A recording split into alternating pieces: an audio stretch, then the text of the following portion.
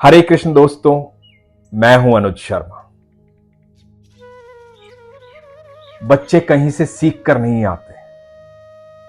बच्चे वही सीखते हैं जो हम करते हैं। जैसा माहौल घर में होता है वैसे ही बच्चे सीखते हैं। आजकल के माता पिता कह देते हैं कि मेरा बच्चा उल्टा बोलता है, तो सच यह है कि बच्चा उल्टा नहीं बोलता, पहले माता पिता ने उल्टा बोला है। बच्चे ने जो कुछ भी सीखा है आप ही से सीखा है, इस बात को अच्छी तरह से जान लें। तो ऐसा ही एक परिवार था, भक्ति में वातावरण था, भरा पूरा परिवार था। एक बच्चा था, वो रोज देखता था कि उसके दादाजी रोज ईश्वर की आराधना करते हैं, पूजा पाठ करते हैं, भगवान से बातें करते हैं। उसकी बड़ी इच्छा होती थी कि मैं भी पूजा पाठ करूं, ऐसे ही जैसे दादाजी पूजा पाठ करते हैं वैसे ही पूजा पाठ करूं, मैं भी भगवान से बातें करूं। लेकिन यह मौका बच्चे को मिल नहीं पाता था, क्योंकि पूजा पाठ तो दादाजी करते थे।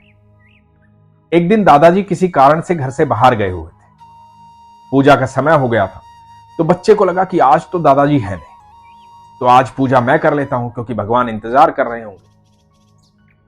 तो विधि विधान के साथ जैसे दादाजी करते थे, बच्चा वैसे ही पूजा करने लगा, आरती करने लगा।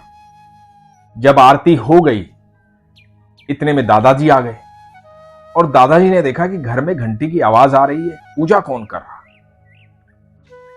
तो दीवार के पीछे से छुपकर देखते हैं कि बच्चा भगवान के सामने खड़ा है और प्रार्थना कर रहा है।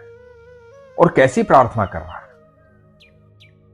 दादाजी रोज भगवान से कुछ ना कुछ बात करते थे, तो बच्चा भी भगवान से बात करने लगा। बच्चे ने कहा कि हे ईश्वर, मेरे दादाजी को स्वस्थ रखना, मेरी दादी के घुटनों में दर्द रहता है, उन्हें बिल्कुल ठीक रखना।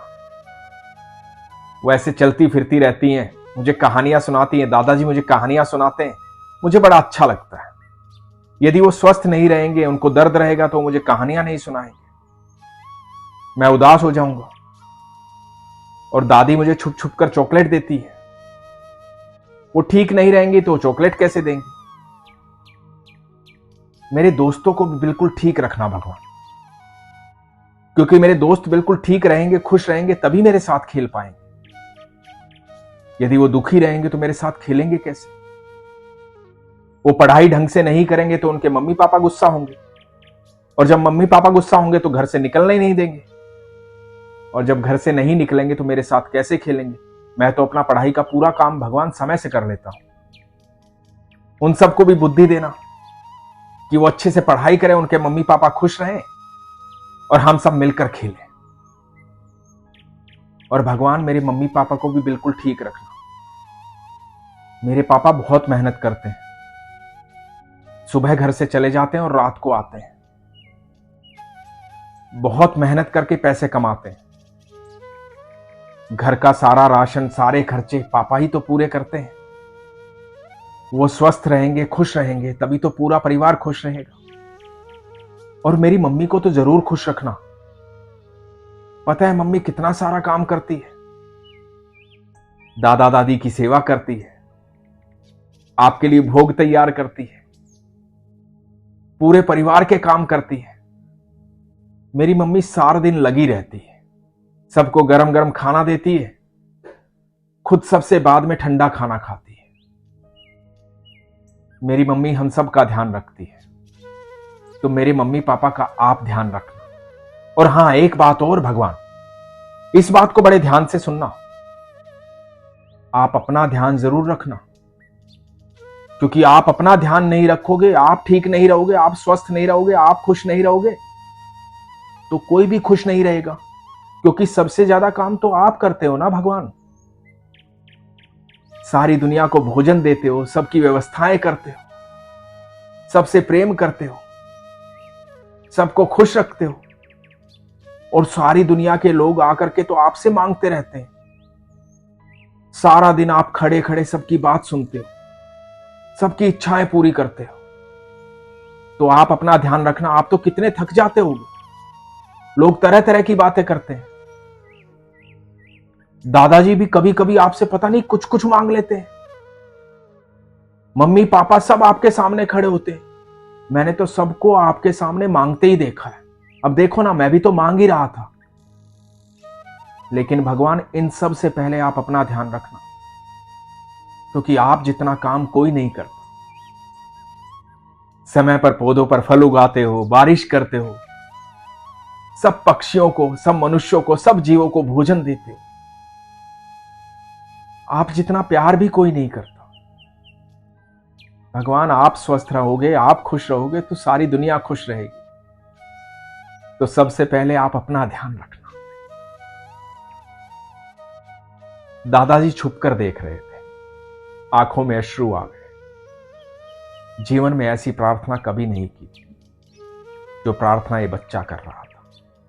हम भी ईश्वर के पास रोज जाते हैं, रोज ईश्वर से बातें करते हैं, रोज ईश्वर से अपनी इच्छाएं बताते हैं कि प्रभु ये करना, प्रभु ये करना, प्रभु ऐसे करना, प्रभु वैसे करना, प्रभु ये चाहिए, प्रभु वो चाहिए। हमेशा अपनी इच्छाएं रखते हैं, अपने दुख सारे उनके सामने रखते हैं, उनको दुख सुना कर आते हैं। कितनी बार ऐसा होता है कि हम उन्हें अपने सुख सुना कर आते हैं। कितनी बार ऐसा होता है कि हम उनकी प्रशंसा करते हैं कि जो उन्होंने हमें दिया है वो कोई और दे नहीं सकता। कितना कुछ उन्होंने हमें दिया है। जब अभाव होता है तब हमें पता लगता है कि ये तो हमने कभी सोचा ही नहीं कि ईश्वर ने हमें ऑक्सीजन मुफ्त में दी है। ये तो कभी हमने सोचा ही नहीं कि ईश्वर ने हमें सूरज की रोशनी मुफ्त में दी। हम तो एक छोटा सा बल्ब लेके आते हैं जो फ्यूज हो जाता है, उसकी भी कीमत चुका कर आते हैं। हम तो छोटी छोटी चीजें खरीदते हैं। कुछ दिनों पहले महामारी आई थी, हम जा जाकर के ऑक्सीजन खरीद रहे थे। ईश्वर ने बिल्कुल मुफ्त दी है। इतनी सुंदर प्रकृति दी है, इतनी सुंदर दुनिया दी है। हम कितनी बार उसका धन्यवाद करते हैं, कितनी बार उसकी प्रशंसा करते हैं। लेकिन हम छोटा सा कार्य किसी के लिए कर देते हैं तो हमेशा प्रशंसा चाहते हैं, हमेशा चाहते हैं कि कोई आकर के हमें धन्यवाद करे क्योंकि हमने उसके लिए कार्य किया। क्या हम ईश्वर का धन्यवाद करते हैं?